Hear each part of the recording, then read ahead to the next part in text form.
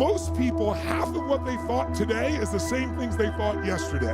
About themselves, about their life, about their business. That's why most people's lives don't change very much. But if you wake up and you start realizing, I'm living in a home, an emotional home I don't want, you can change it. See, because everybody's got it. If you got $1 billion, check this out. If you had $1 billion,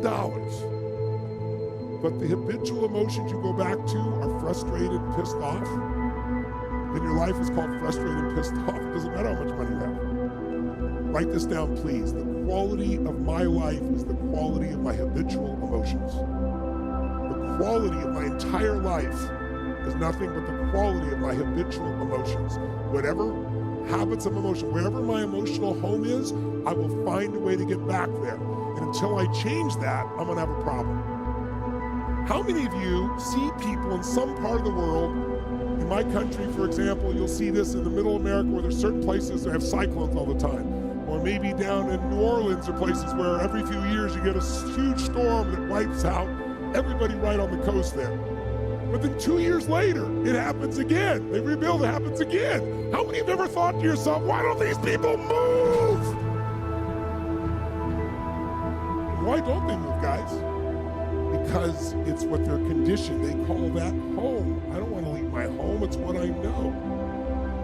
It's easy to see when it's somebody else and it's physical. It's harder to see when it's yourself and it's emotional, because we have an emotional home. Some of you grew up in a really tough environment. I did too. Pretty brutal environment. Very painful environment. Part of who I am is because I didn't want to suffer. I had to find answers. And because I suffered so much, I don't want you to ever suffer if I can do anything about it. I can't control it, but I can help massively.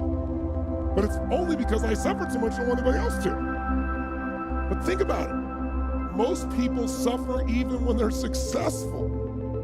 Listen, if you're successful and you're not fulfilled, that's the ultimate failure. If you got people that love you and you're not feeling joyous and alive, something's wrong. And you know what it is? You got an old home you're used to. Maybe the home you're used to is not a very happy home. It's a home of worry, a home of frustration, a home of anger, a home of feeling everything's unjust. And so you find a way to get back home using whatever the environment you can use. How many of you know somebody who's always pissed off about something? How many of you know somebody who is always worried? How many of you know someone who's not really funny, but they think they are? And they crack themselves up telling stupid jokes. How many know someone like this who cracks themselves up and they laugh so much that even though it's not funny, you find yourself laughing too? These people have different emotional homes. Some people's home is anger. They'll always find something to be angry about. It's what they're used to. It's their conditioning. So even when the storm comes and messes up their life, they go right back to that same shit. Wouldn't it be nice to upgrade your home, your emotional home where you live?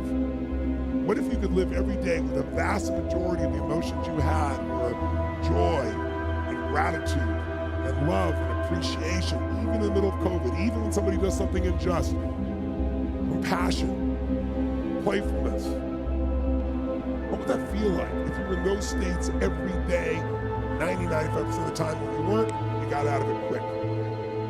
You can make that change this weekend, and I'm not exaggerating an ounce. I'm not saying you're going to be perfect and never have a negative feeling, because negative feelings are sometimes a signal to make us change. But most people have a negative feeling and they just hang on to it and keep living with it and find other things to be negative about.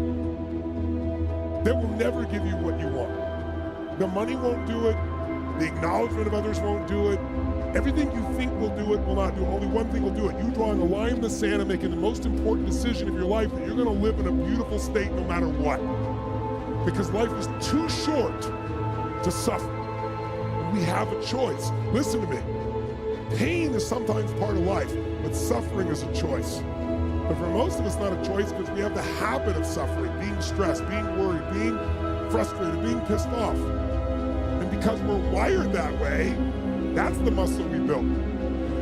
But if we rebuild our home here so it's even more magnificent, then you can have the life that you desire and deserve. And you can do it one weekend only if you give your all and push enough energy out while you're doing it, while you're learning.